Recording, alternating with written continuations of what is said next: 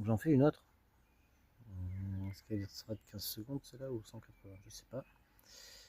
Elle sera de 15. Ouais. Donc, je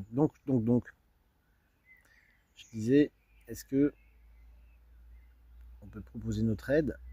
Est-ce qu'on peut, ou même pas en fait, est-ce qu'on peut se dire, est-ce qu'on peut s'entraider, ou est-ce qu'on peut trouver une solution viable, c'est-à-dire équilibrée, qui permette à nous humains de trier les actions qui sont positives,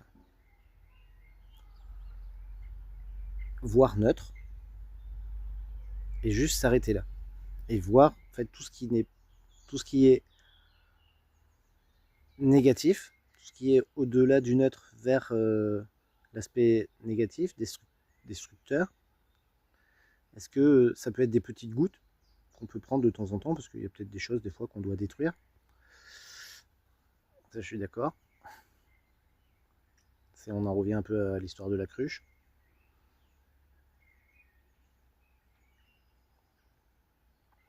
Et du coup, moi je peux pas m'empêcher de penser que si on a peur, si on rejette l'autre, si on fuit certaines choses, si on est dans l'excès ou si on est dans la carence, c'est qu'il y a eu un bug à un moment donné.